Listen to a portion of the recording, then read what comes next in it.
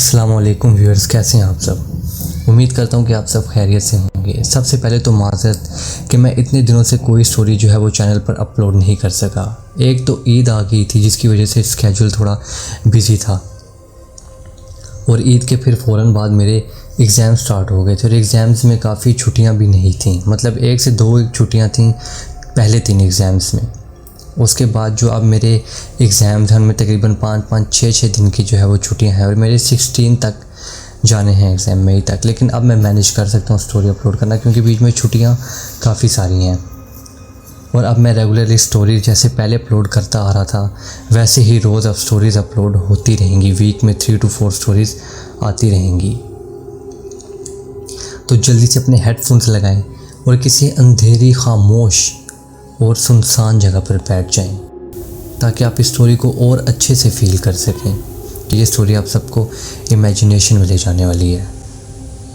अगर आप इस चैनल पर न्यू हैं तो जल्दी से चैनल को सब्सक्राइब करें, बेल आइकन को प्रेस करें। स्टोरी अच्छी लगती है तो लाइक करें एंड अपने फ्रेंड्स एंड रिलेटिव्स के साथ ज़्यादा से ज़्यादा शेयर करें। तो चलें बिना देर किए स्टोरी की जानिब बढ़ते हैं। आज की स्टोरी जो है वो हमारे साथ इमरान ने शेयर की है। सॉरी इमरान कि मैं आपकी स्टोरी को इतने लेट अपलोड कर रहा हूँ, लेकिन फॉर श्योर सम रीज़न्स की वजह से जो है मैंने अपलोड नहीं की थी, जो कि मैं बता चुका हूँ। अस्सलाम वालेकुम हारिस भाई, मेरा नाम इमरान है। जो स्टोरी मैं आज आपके साथ शेयर कर रहा हूँ ये वो हादसात हैं जो मेरी ज़िंदगी में मैं देख चुका हूँ, और लास्ट में ख़ुद भी इन हादसात को एक्सपीरियंस कर चुका हूँ। तो ये कहानी यहाँ से शुरू होती है। अगर मैं अपनी लाइफ में थोड़ा पीछे चला जाऊँ कि जब मैं तकरीबन सिर्फ 12 साल का था, और मेरी छोटी सिस्टर जो है वो मेरे से 5 साल छोटी थी। उसकी एज तब 7 साल थी, और हमारे माली हालात काफ़ी ख़राब थे। हम गांव में रहा करते थे, और जो मेहनत मजदूरी करके मेरे फादर जो है वो अर्निंग करते थे, बस उसी से हमारा गुजारा होता था। हालांकि मेरे बाकी ताया चाचू उनके हालात हमसे काफ़ी बेटर थे, लेकिन वो किसी मामलात में हमारी कोई हेल्प नहीं करते थे।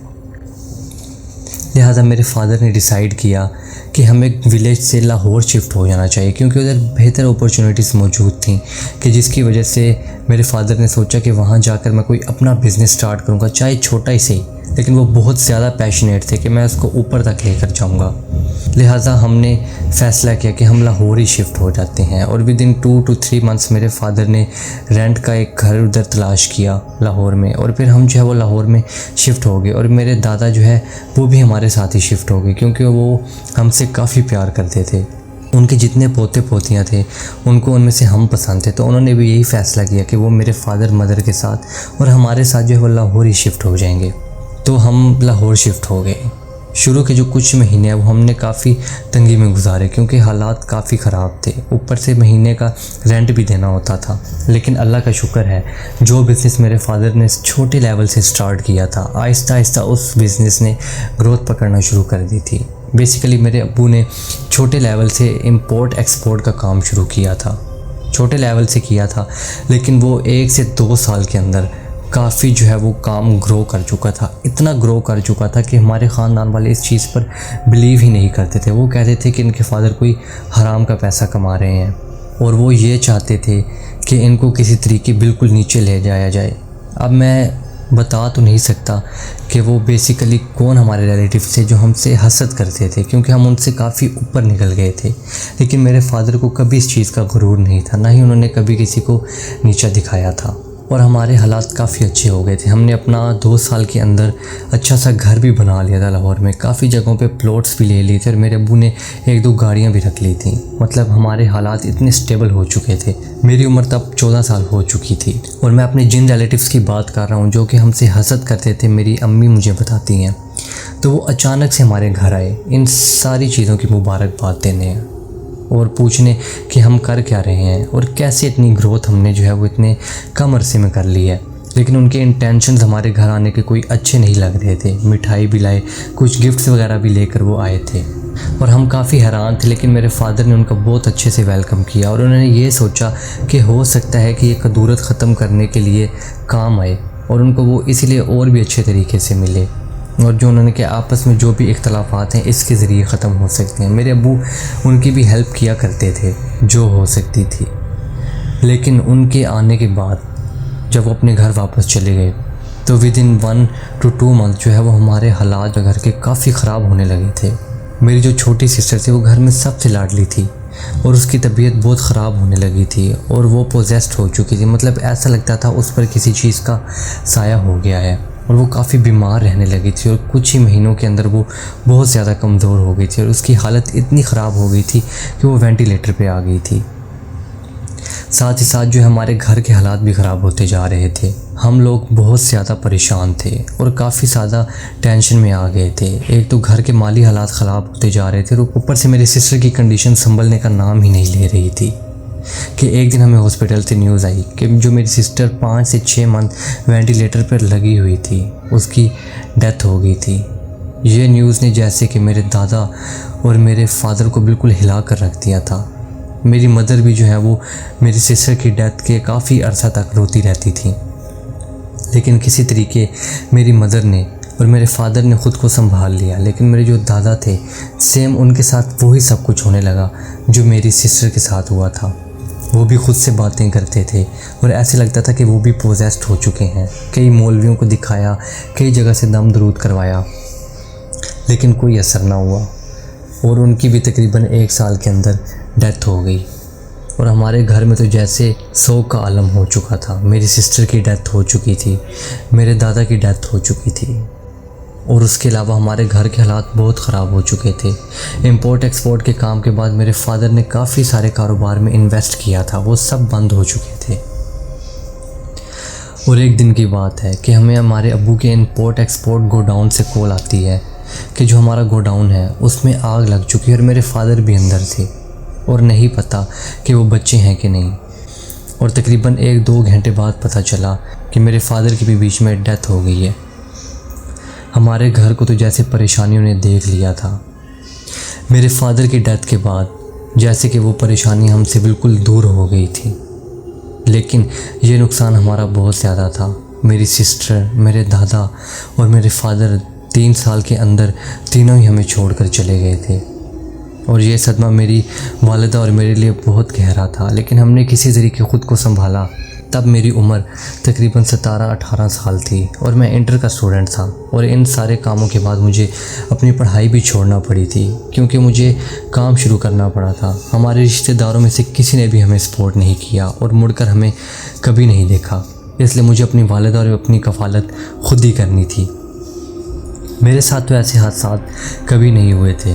मेरे अब्बू के कुछ कॉन्टैक्ट्स थे इंपोर्ट और एक्सपोर्ट से रिलेटेड कुछ बंदों से, तो मैंने ट्रकिंग के काम में घुसने की कोशिश की। मुझे अच्छी खासी ड्राइविंग भी आती थी और मैं अपना लाइसेंस बनवा चुका था HTV का और मुझे कंटेनर और ट्रक चलाने का भी काफ़ी एक्सपीरियंस था।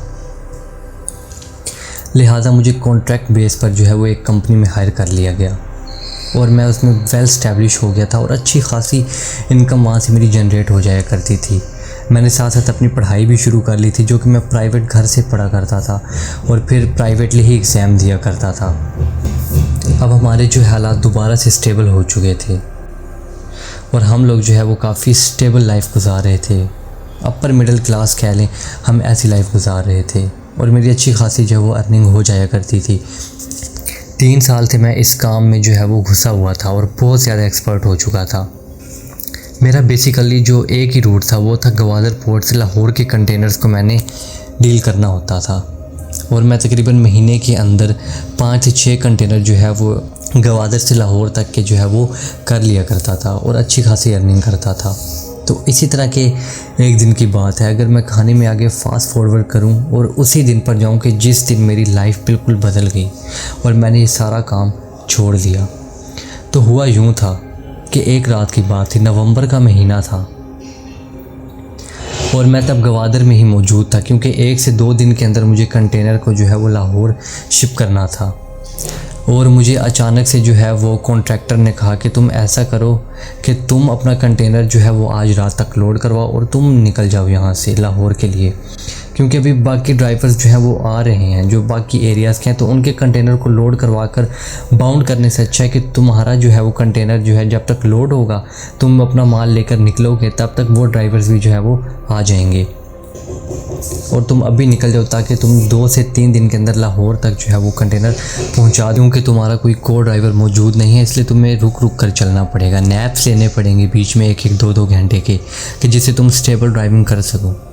तो मैंने भी हामी भर ली और मुझे इस काम में इतना तो एक्सपीरियंस हो ही चुका था कि मैं चाहे रात के 12 बजे निकलूँ या 4 बजे, मुझे इस चीज़ से कोई टेंशन नहीं थी। लिहाजा मैंने अपना कंटेनर लोड करवाया, सारा सामान शिप करवाया और वो फुल साइज़ कंटेनर था। और मैंने अल्लाह का नाम लिया और वहाँ से निकला सारे कॉन्ट्रैक्टर पेजेस लेकर, और सब कुछ क्लियरेंस करवा कर मैं ग्वादर पोर्ट से निकल गया। और मैंने अपनी गाड़ी में हल्का हल्का म्यूज़िक चलाया हुआ था और मैं लाहौर की तरफ जो है वो अपना रास्ता तय कर रहा था। तो मैंने लाहौर की तरफ जो है वो अपना सफ़र जारी रखा। अभी मैंने तकरीबन 100 से 150 किलोमीटर का हाईवे पर जो है वो मैंने सफ़र तय किया होगा। और ये मोटरवे के थ्रू मैं नहीं जा रहा था, बल्कि मैं जीटी रोड के थ्रू जा रहा था, क्योंकि मोटरवे पे इतने कोई बीच में स्टेशंस नहीं आते कि जहाँ पे अपने ट्रक या कंटेनर्स को रोक के बंदा नैप ले सके या थोड़ा सा रेस्ट कर सके। लेकिन जीटी रोड पर ऐसी काफ़ी जगह मौजूद थी। बेशक वो रोड थोड़ा मोटरवे की निस्बत ख़राब था, लेकिन उधर जो है वो बेसिक हमारी जो नीड है वो पूरी हो रही थी, क्योंकि मुझे बीच में नैप्स लेने थे और काफ़ी लंबी जर्नी करनी थी, इसलिए मैं जीटी रोड के थ्रू जा रहा था। तो जैसा कि मैंने आपको बताया, भी मैंने 100 से 150 किलोमीटर का रास्ता तय किया था जीटी रोड पर। तो मुझे पीछे कंटेनर, जो कि लोहे का कंटेनर होता है, तो मुझे उसमें से ऐसी आवाज़ आई कि जैसे पीछे काफ़ी भारी सामान गिरा है।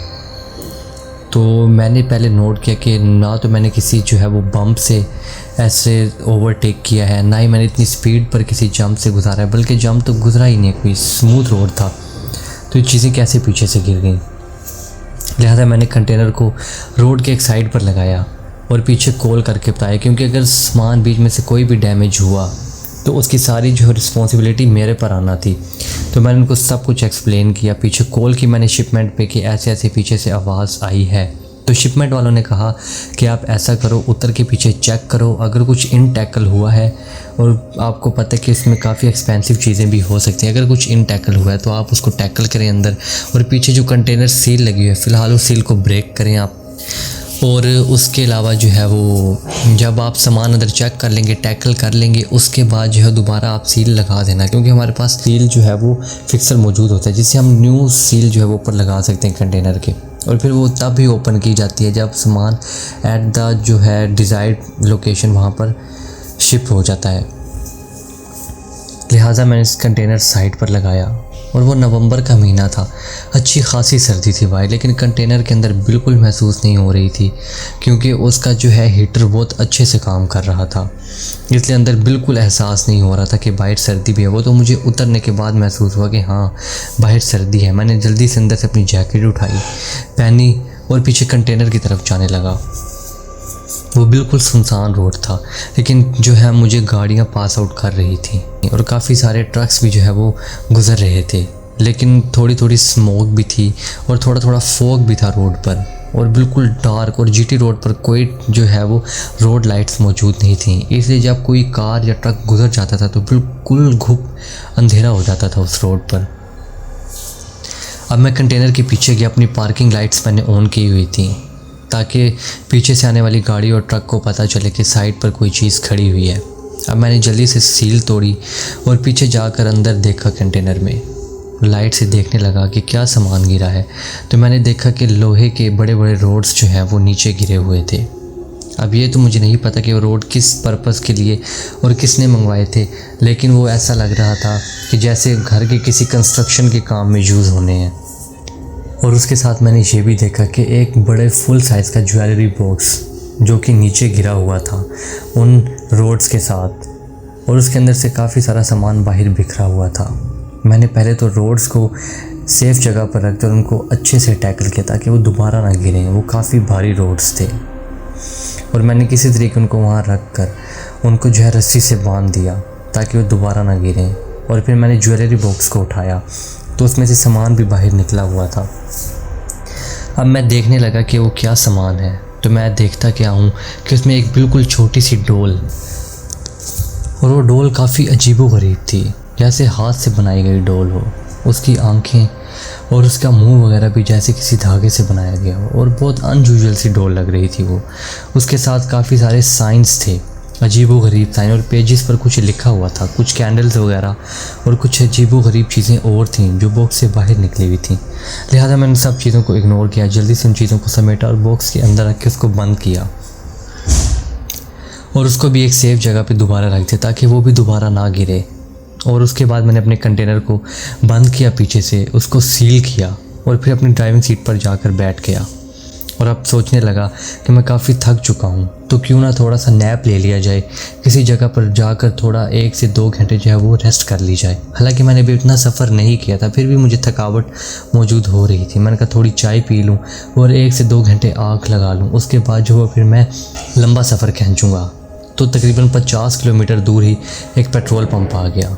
मैंने जो है वो अपने ट्रक के अंदर डीजल भरवाया और पीछे से दोबारा कंटेनर को चेक किया कि सील वगैरह टैकल है अपनी जगह पर, और उसके बाद जो है वो मैं कंटेनर के आगे ही आकर बैठ गया। हमारे कंटेनर इस तरह डिज़ाइन होते हैं कि उसके अंदर जो है वो हम सो भी सकते हैं, क्योंकि वो लॉन्ग रूट्स के लिए यूज़ होने होते हैं।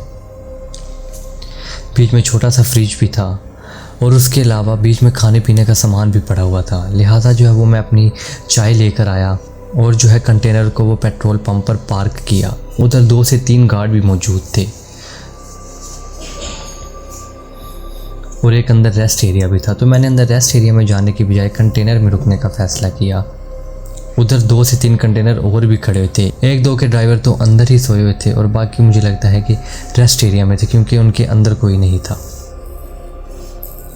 अब मैं जल्दी से कंटेनर के अंदर आया, थोड़ा बहुत कुछ खाया पिया, साथ चाय पी मज़े से, और मैं माहौल को एंजॉय कर रहा था क्योंकि अब फॉग थोड़ी थोड़ी तेज़ होने लगी थी और बाहर काफ़ी ज़्यादा सर्दी थी और अंदर मैं बिल्कुल वार्म बैठा हुआ था। हीटर चल रहा था और मुझे अब हल्की हल्की नींद आने लगी थी और मुझे पता ही नहीं चला कि कब मेरी आंख लग गई। और जब मेरी आंख खुली तो मैंने देखा कि मुझे तकरीबन सोए हुए 1 से 2 घंटे तो हो चुके थे, लेकिन अभी भी मेरी आंखों में नींद थी।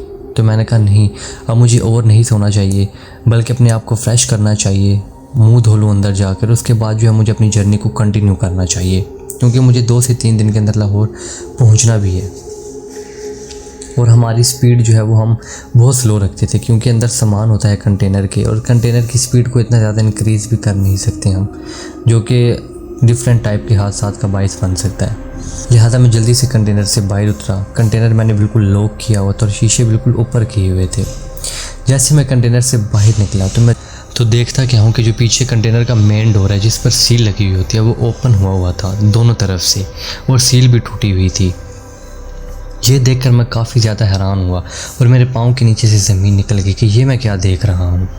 और मुझे काफ़ी टेंशन होने लगी कि बीच में से अगर कोई भी सामान गायब हुआ तो सारा ब्लेम मुझ पर आएगा और मुझ पर ही सारी पेनल्टी पड़ेगी और मुझ पर ही केस होगा, क्योंकि इसके अंदर काफ़ी एक्सपेंसिव सामान मौजूद था। लिहाजा मैं गार्ड की तरफ देखने लगा कि गार्ड कहाँ बैठा हुआ है, और मुझे काफ़ी गुस्सा आया कि गार्ड के होते हुए ये सब कुछ हुआ कंटेनर के साथ और उसने कुछ किया ही नहीं। लिहाजा मैंने देखा कि जो है ट्रक के साइड में कोने पर गार्ड बैठा हुआ था, चेयर पे बैठा हुआ था और उसका मुंह बिल्कुल नीचे था। जब मैं उसके पास गया तो मुझे पता चला कि गार्ड तो सोया हुआ है। मैंने उसको गुस्से से चीख कर जगाया और उस पर काफ़ी चिल्लाने लगा और काफ़ी गुस्सा करने लगा, और मैं कहने लगा कि अब अगर इसके अंदर कोई नुकसान हुआ या कुछ सामान गायब हुआ बीच में से तो उसका ज़िम्मेदार कौन होगा।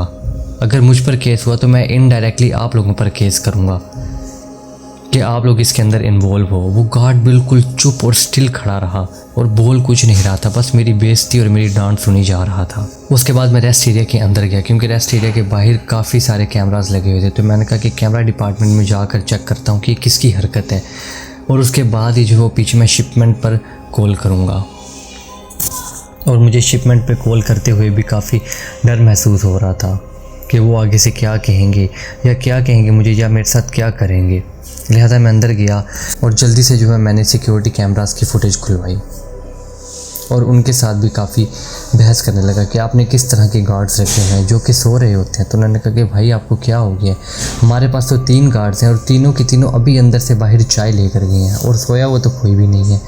हम जो है वो CCTV कैमरास में देख रहे हैं और आपके वेट को भी किसी ने नहीं खोला कि आप पागल हैं।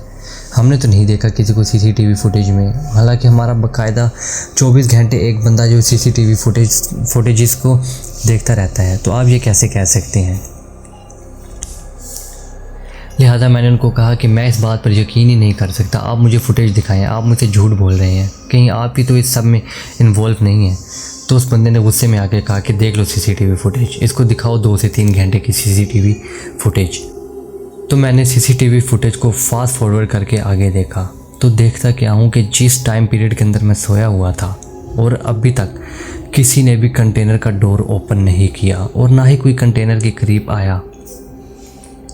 और जिस जगह पर मैं जाकर गार्ड से बात कर रहा था वहाँ पर तो कोई गार्ड ही नहीं था और मैं हवा में ही बातें कर रहा था और वहाँ पर कोई गार्ड मौजूद नहीं था। तो मैंने सीसीटीवी में देखा कि तीनों गार्ड उसी दूसरे कोने पर मौजूद थे और वो चाय पी रहे थे, जबकि मैं उस कोने में किसी और ही मखलूक से बात कर रहा था और वहाँ पर कोई गार्ड मौजूद नहीं था।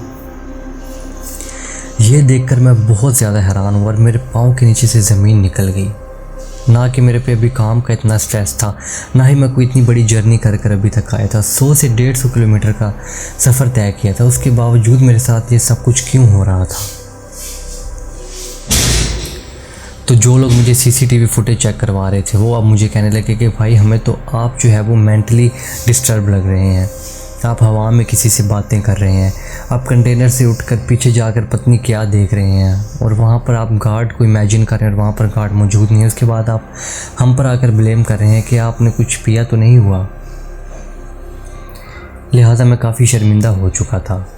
लेकिन वो जो मैंने गेट ओपन देखा था वो क्या था, और सीसीटीवी फुटेज में तो ऐसा कुछ नज़र नहीं आ रहा था। लिहाजा मैं भागकर उस रेस्ट एरिया से बाहर आया और जाकर कंटेनर को देखा तो उस पर सील लगी हुई थी और वही मेरे हाथों की कंपनी की लगाई हुई सील थी और वो ओपन नहीं थी और दरवाज़ा बिल्कुल बंद था।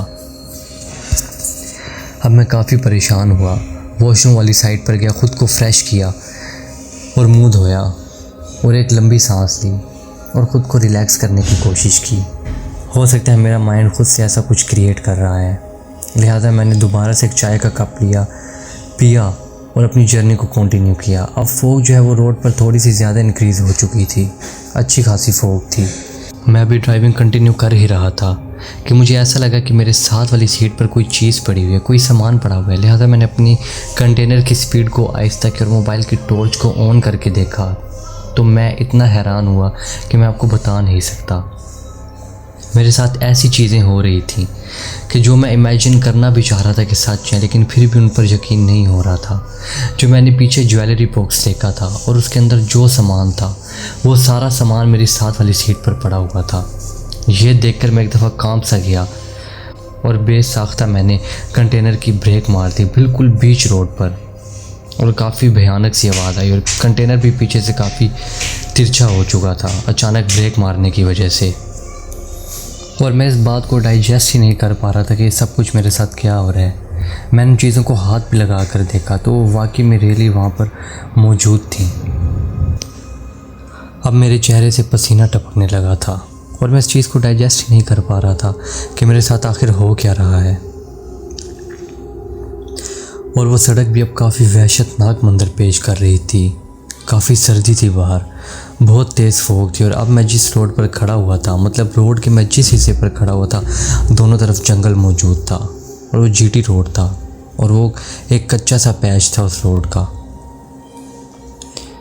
और मुझे अभी तक किसी गाड़ी ने अभी तक पास आउट नहीं किया था जबकि मैंने ब्रेक लगाई थी। लिहाजा मैंने कंटेनर ऑन किया और उसको सड़क के एक साइड पर जाकर खड़ा किया ताकि पीछे से कोई चीज़ आकर हिट ना करे। मैंने ज़ोर ज़ोर से आयतल कुर्सी पढ़ना शुरू कर दी क्योंकि बचपन में जो सब कुछ मेरे साथ हो चुका था मैं इन चीज़ों को अच्छे से जानता था। पहले मैंने इन चीज़ों पर इतना ध्यान नहीं दिया था, लेकिन अब ध्यान देने पर पता चल रहा था कि क्या चीज़ है। मुझे लग रहा था कि काले जादू से रिलेटेड कोई चीज़ है और जो सब कुछ मेरे घर वालों के साथ पास्ट में हो चुका था वो कोई मेरे साथ भी करना चाह रहा था, क्योंकि मेरी हालत भी काफ़ी अच्छी हो रही थी और हमारे हालात पहले जैसे ही हो रहे थे और मैं अच्छा खासा पढ़ भी रहा था। लेकिन किसी से ये बात दोबारा हज़म नहीं हो रही थी और हमारे साथ ये सब कुछ दोबारा होना शुरू हो गया था। लिहाजा मैंने जो कुरानी आयत मुझे याद थी उनको पढ़ा, आयतल कुर्सी को पढ़ा और अपनी जर्नी को दोबारा कंटिन्यू किया। मैंने कंटेनर को स्टार्ट किया और फर्स्ट गियर में डालकर एक्सेलरेट किया। लेकिन वो कंटेनर तो बिल्कुल चलने का नाम ही नहीं ले रहा था। ये नहीं था कि उसके इंजन में कोई माल फंक्शन हुआ था, बल्कि ऐसा लग रहा था कि पीछे कंटेनर में कोई बहुत ही हैवी लोड आ चुका है, जिसकी वजह से इंजन पुश करना चाह रहा है लेकिन कंटेनर जो है वो पुश नहीं हो रहा। मैंने साइड मिरर्स में देखा तो लग रहा था कि जैसे पीछे के टायर बिल्कुल पिचक चुके हैं, कि उन पे वेट जो है वो इतना अच्छा खासा बढ़ चुका है। ये देखने के बाद तो मेरी हालत बिल्कुल टाइट हो गई थी। मैं समझ चुका था कि किसी दूसरी मखलूक का काम है। मैंने ज़ोर ज़ोर से दोबारा से आयतल कुर्सी पढ़ना शुरू की। तो आयतल कुर्सी जैसे ही मैंने ख़त्म की तो अचानक से ट्रक को एक झटका लगा, जैसे काफ़ी बोझ पीछे से हट गया और कंटेनर झटके के साथ चलने लगा। और अब मुझे ऐसा महसूस होने लगा कि मेरे कंधे पर और मेरे सीने पर कोई काफ़ी भारी सी चीज़ बैठी हुई है और मेरा गला दबा रही है, और मैं बिल्कुल सांस नहीं ले पा रहा था। मेरे हाथों से स्टीयरिंग भी बिल्कुल छूट गए थे और रेस भी ऑटोमेटिकली खुद ही फुल हो गई थी और कंटेनर जो है वो सीधा रोड पर भागने लगा था। शुक्र ये है कि उस रोड पर कोई टर्न नहीं था, वो एक बिल्कुल स्ट्रेट रोड था और कंटेनर सीधा चले जा रहा था और मेरे हाथ भी स्टीयरिंग पर ना थे। अब बस मुझे अपनी मौत बिल्कुल मेरी आंखों के सामने नज़र आ रही थी और मेरे आंखों के सामने मेरी सिस्टर, मेरे फादर और मेरे दादा जो कि मेरे बचपन में फौत हुए थे, उन सब की तस्वीरें मेरी आंखों के आगे आने लगी थी। मैंने अपने दिल में ही आयतल कुर्सी पढ़ना स्टार्ट की और अल्लाह के नाम लेना स्टार्ट किया और जितनी आयत मुझे आती थी वो पढ़ना स्टार्ट की। आहिस्ता आहिस्ता करके वो बोझ मेरे सीने से कम होता गया और बिल्कुल ही गायब सा हो गया। मैंने ख़ुद को संभाला और कंटेनर की ब्रेक लगाई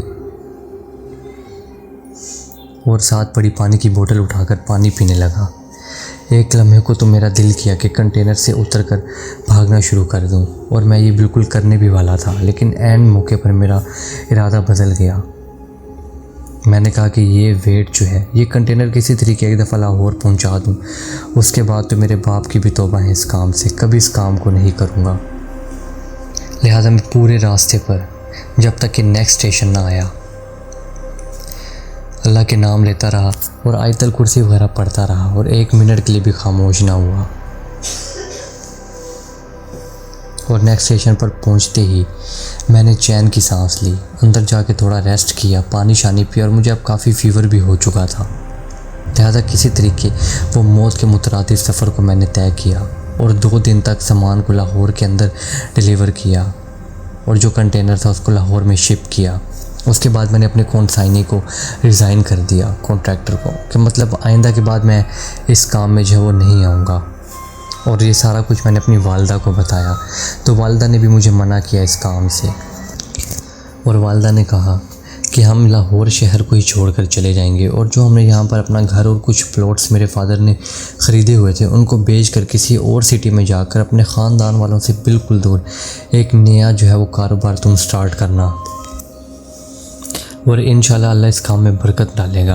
अल्लाह तो हमारे साथ है। बेशक कोई हमारे ख़ानदान वाले हमारे पर काला जादू करते रहे, लेकिन हमें अपने अल्लाह पर यकीन रखना है।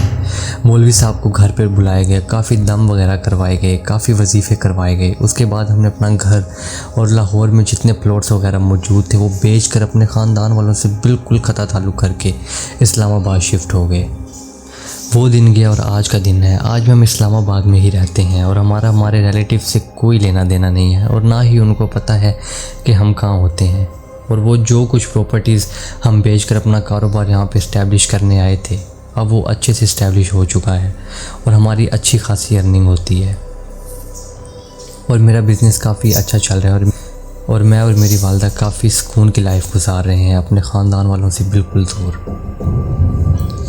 अगर अभी भी मैं अपनी ज़िंदगी के उन वाक़यात को याद करता हूँ जो कि मेरे बचपन में मेरे साथ रोनुमा हुए थे और चंद साल पहले मेरे साथ बज़ाती ख़ुद हुए थे, तो मुझे भी इस चीज़ पर यकीन आ चुका था कि जैसे कि मेरी वालिदा कहती थी कि हमारे ख़ानदान वाले हमसे हसद करते थे और उनमें से ही ये किसी का काम था।